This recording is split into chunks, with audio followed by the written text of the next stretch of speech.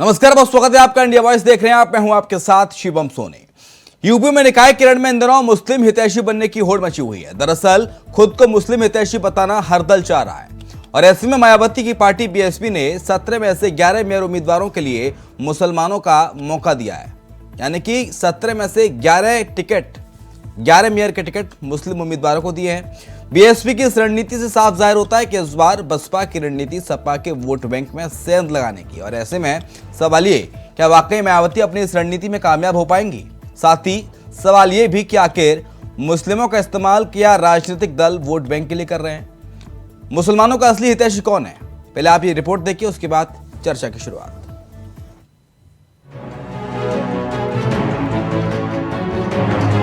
तो क्या यूपी में निकाय का अखाड़ा मुस्लिम वोट बैंक की दम पर लड़ा जाएगा?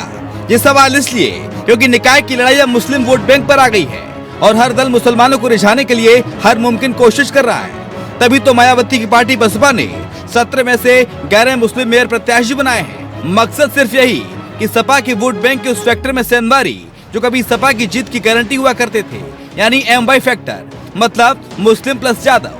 मायावती ने कैसे अखिलेश के अरमानों पर पानी फेरने के लिए ये दाव चला, अब वो भी जरा आपको समझाते हैं। दरअसल सपा ने अपने सभी 17 मेयर पद के उम्मीदवारों को ऐलान कर दिया।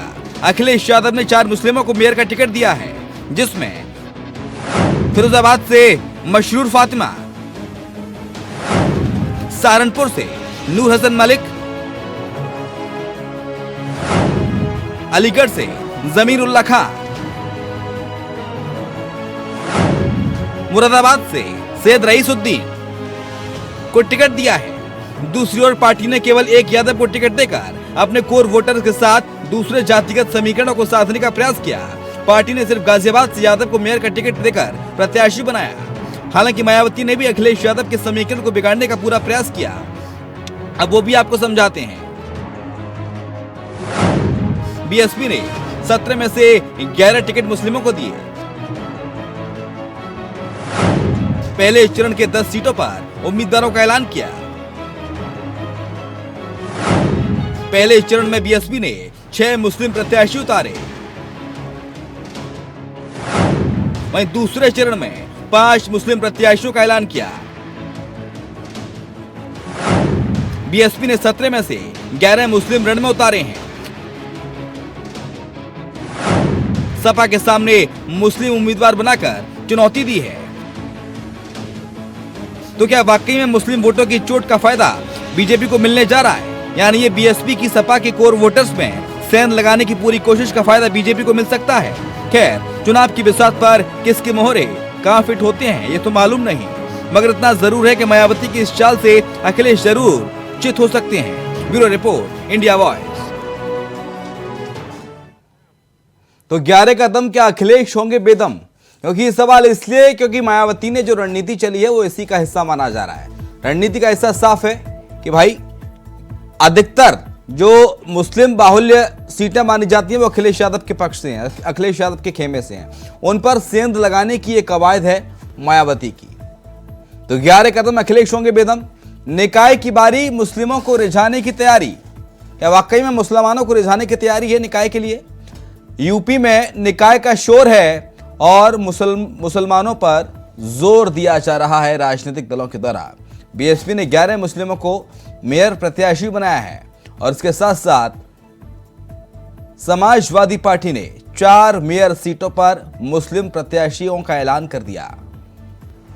मायावती की रणनीति का कितना असर होगा? जो रणनीति बनाई है, 17 में से 11 मुस्लिम चेहरों को मौका दिया है मेयर के लिए। यूपी में आखिरकार मुसलमानों का सच्चा हितैषी कौन है? यह सवाल इसलिए क्योंकि क्या मुसलमानों का फायदा ऐसा तो नहीं कि राजनीतिक फायदे के लिए हो रहा हो मुसलमानों को लेकर? फिरोजाबाद से मशरूर फातिमा को टिकट दिया समाजवादी पार्टी ने। सपा के मुस्लिम मेयर प्रत्याशी हैं नूर हसन, सहारनपुर से। वहीं अलीगढ़ की बात की जाए तो अलीगढ़ से जमीर उल्लाह खां, समाजवादी पार्टी ने जमीर उल्लाह खां पर दाव खिला है, ये भी मुस्लिम प्रत्याशी हैं। मुरादाबाद से सैयद रईसुद्दीन, समाजवादी पार्टी के मुस्लिम प्रत्याशी, मुरादाबाद से। वहीं अब बीएसपी की बात कर लेते हैं। बीएसपी का दाव क्या है, बीएसपी ने किस तरह से अपना दाव चला है, वो भी ग्राफिक्स के जरिए आपको समझाने की कोशिश करते हैं।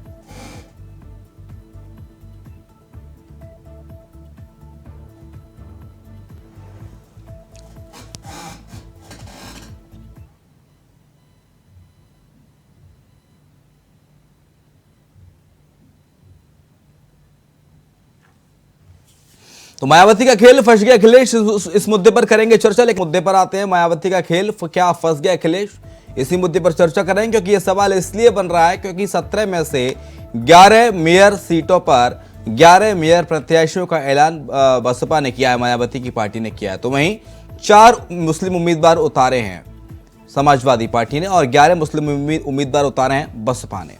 चर्चा पे आते हैं। एसएन सिंह साहब हैं, प्रवक्ता हैं भारतीय जनता पार्टी के। बहुत स्वागत है एसएन सिंह साहब का। कपिल श्रीवास्तव हैं, प्रवक्ता हैं समाजवादी पार्टी के। आपका बहुत स्वागत है कपिल श्रीवास्तव जी। और जल्दी हमारे साथ दिलीप यशवर्धन होंगे, राजनीतिक विश्लेषक। लेकिन शुरुआत कपिल श्रीवास्तव जी आप ही के साथ। जो मायावती ने रणनीति चली है, 17 में से 11 मुसलमानों को टिकट दिया है मेयर प्रत्याशी के लिए, मेयर पद के लिए, इस रणनीति को आप किस तरह से देखते हैं? क्या ये समाजवादी पार्टी के वोट बैंक में सेंध लगाने का हिस्सा है ये रणनीति? कपिल जी देखिए, एक बात हम ये स्पष्ट रूप से कहते हैं हाँ कि आप पिछले हाँ कुछ वर्षों से देखिए 2019 के इलेक्शन के बाद हाँ बहन जी पूरी तरीके से भारतीय जनता पार्टी की बी टीम हो चुकी है। हाँ बात यह जरूर है कि वो बड़े भारी मन से, हाँ वो अपने अंतः मन से नहीं है कि बड़ा खुश हो भारतीय जनता पार्टी का साथ देकर, लेकिन कुछ उनकी मजबूरियां हैं और कुछ भारतीय जनता पार्टी के पास तानाशाही पूर्वक काम करने वाले कुछ हाथ पैर हैं। आप समझ रहे होंगे, तीर कौवा तोता मैना, तो वो बहन जी को प्रभावित करते हैं। बहन जी ने इसीलिए जो सेकुलर वोटों में सेंध लग सकती है उसके लिए उन्होंने दिया है। लेकिन एक बात मैं आपसे कहता हूं, हाँ समाजवादी पार्टी इससे बिल्कुल नहीं डरती। समाजवादी पार्टी को अपने किए गए काम पर भरोसा है, अपने नेता और अपने नेता की नीयत पर भरोसा है और उसी के मद्देनजर हम चुनाव। हाँ आप देखिए, जब हमने 4 बार सरकारें बनाई थी उत्तर प्रदेश में, तो क्या बहुजन समाजवादी पार्टी तब नहीं थी? क्या कांग्रेस तब नहीं थी? क्या अन्य वोटों का, अखिलेतर वोटों का बंटवारा इनमें नहीं हुआ करता था? तो इससे कोई फर्क नहीं पड़ता है। आप खुद देख लीजिए, 2022 के चुनाव में 403 सीटों में महज बहन जी 1 सीट पर आई हैं, वो भी जो जीत करके आए वो उसका अपना व्यक्तिगत वोट है।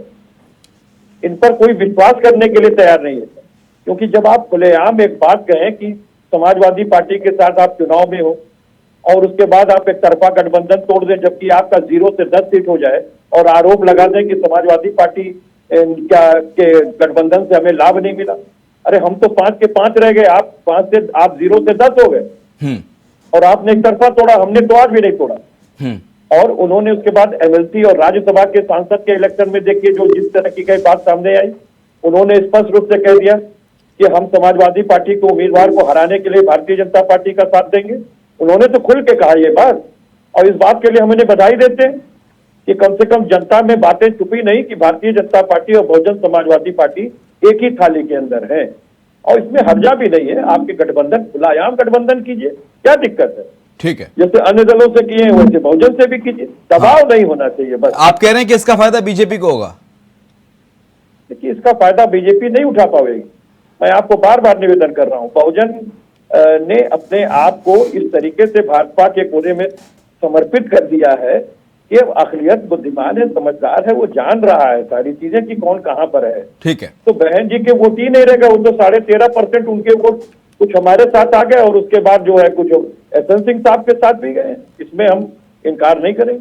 ओके, लेकिन एसएन सिंह साहब, क्या लगता है, क्या ये आरोप लगाया कपिल श्रीवास्तव ने कि बी टीम है आपकी मायावती बसपा?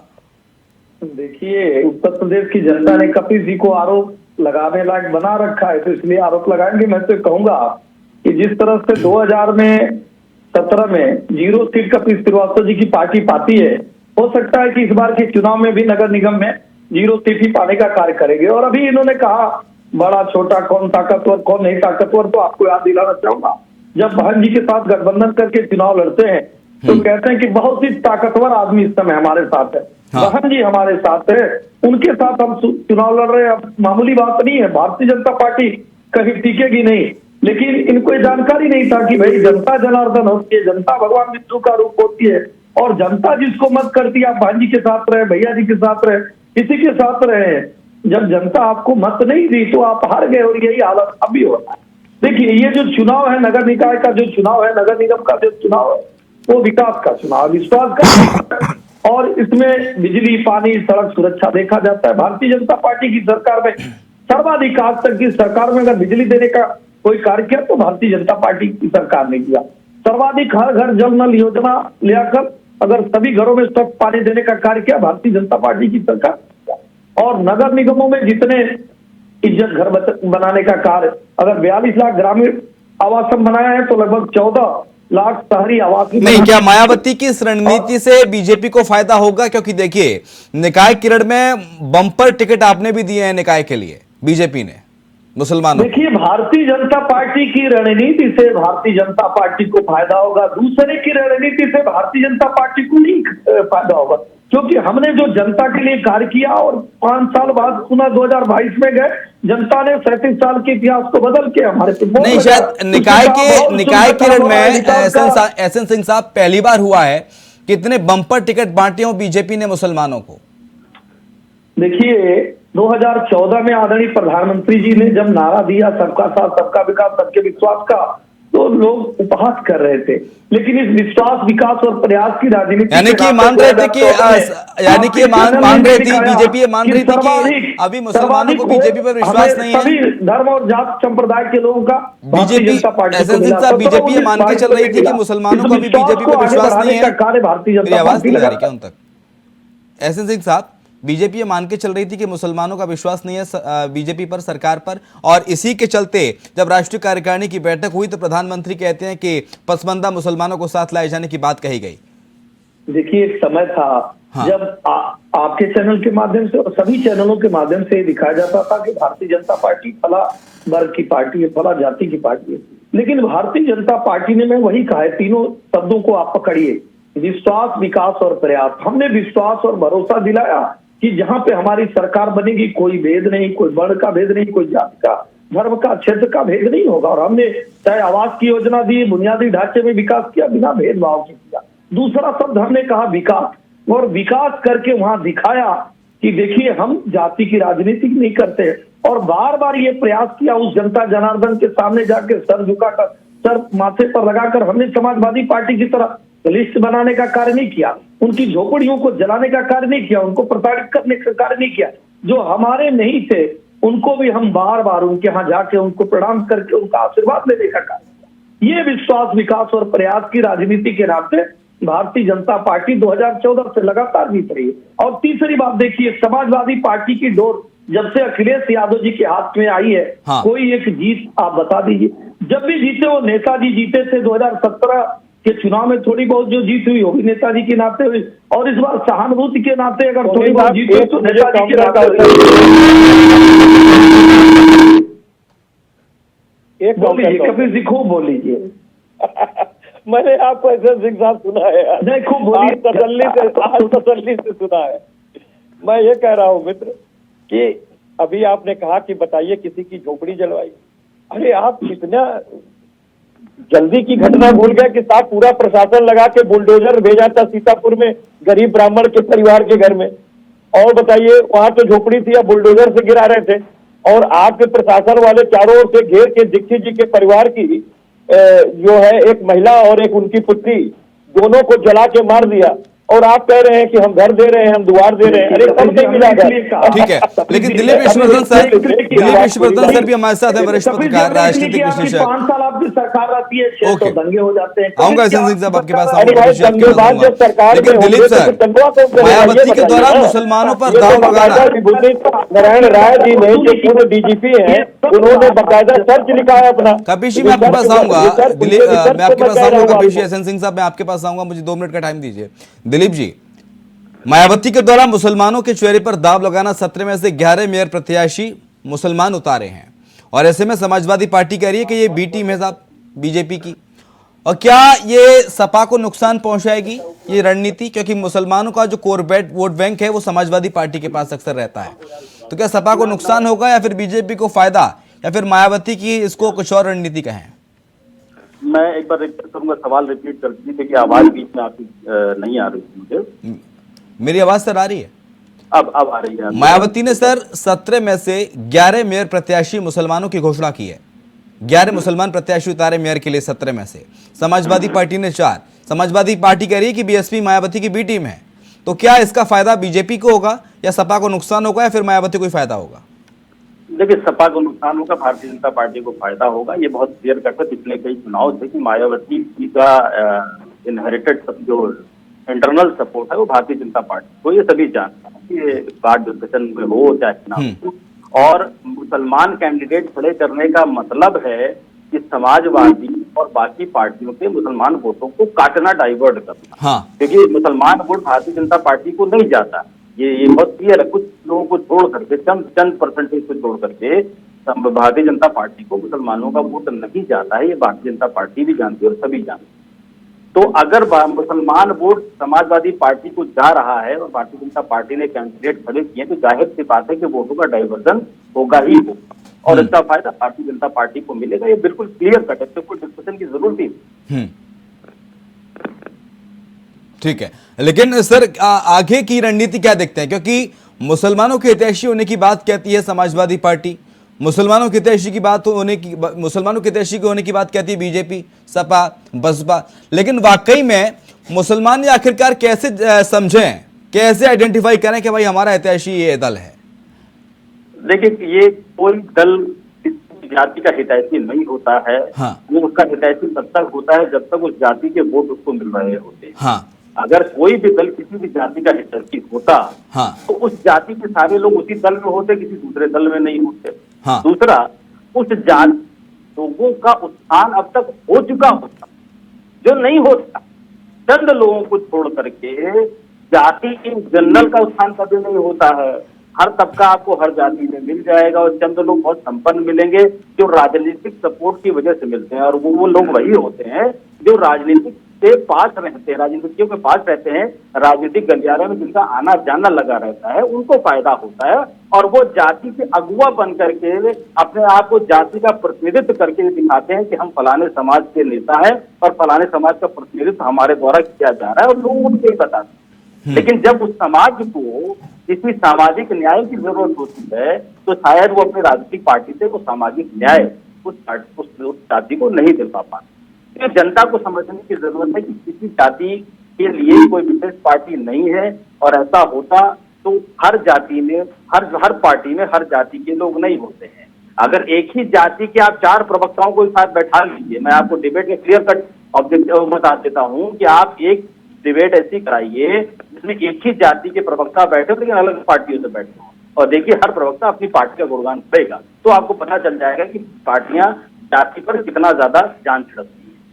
ठीक है, लेकिन एसएन सिंह साहब ये बात तो दिलीप यशवर्धन भी मान रहे हैं कि सीधा फायदा बीजेपी को होगा सपा की इस रणनीति का। देखिए, मैं कह रहा हूं अगर कोई फायदा मुझे पहुंचा जा रहा है तो उसका स्वागत है, अच्छी बात है, क्योंकि वो लोग जान रहे हैं कि 1 आध सीटें मिलके क्या होंगी। और भारतीय जनता पार्टी अपने कार्यों के बल पे जो जनता के बीच में रहते हैं, अंत्योदय की परिकल्पना को पूरा करते हैं, प्रदेश के खुशहाली के लिए कार्य करते हैं। आज चुनाव तो काशी में भी हो रहा है। काशी के विकास को जिस तरह से भारतीय जनता पार्टी ने किया है तो निश्चित तौर पे वो दर्द। लेकिन कपिश सर, गाय बगाई ये बात मानी ली एसएन सिंह साहब ने कि चलिए कोई फायदा पहुंचा रहा है तो उसका स्वागत है। और प्रयागराज में भी चुनाव रहे तो ये गाय बगाई कबूल तो किया कम से कम कि हाँ कबूल है। एसएन सिंह साहब जो है एक नेता होने से पहले एक पत्रकार है, और पत्रकार कभी कभी दिल की बात स्वीकार कर लेते हैं जैसे अधिवक्ता स्वीकार करते हैं। तो ये हमारे माननीय मित्र, मैं इसीलिए इनकी इज्जत भी करता हूँ कि इन्होंने सच्चाई को स्वीकार किया है कि बहन जी इनके ही थाली की हैं और उनके द्वारा उठाए जा रहे वाले कदम जो है उसकी स्क्रिप्ट जो है वो भारतीय जनता पार्टी लिखती है। तो इसमें कहीं दो राय नहीं, इस बात को तो हम कह रहे हैं और हम ही नहीं कह रहे हैं। देखिए, इस बात को हमारे दलित वर्ग के लोग भी जान चुके हैं और अकलियत के लोग तो बहुत पहले ही पहचान लिए। आदरणीय सिपाही को भी आप कहते थे और मैं तो कह रहा हूँ कुछ दिन के बाद आप कहेंगे कि समाजवादी पार्टी कभी नहीं कहा। लेकिन कपिश जी अलीगढ़ से सपा ने भी मुस्लिम प्रत्याशी उतारा है सर। कपिश सर, चलते सर आपसे एक आखिरी सवाल।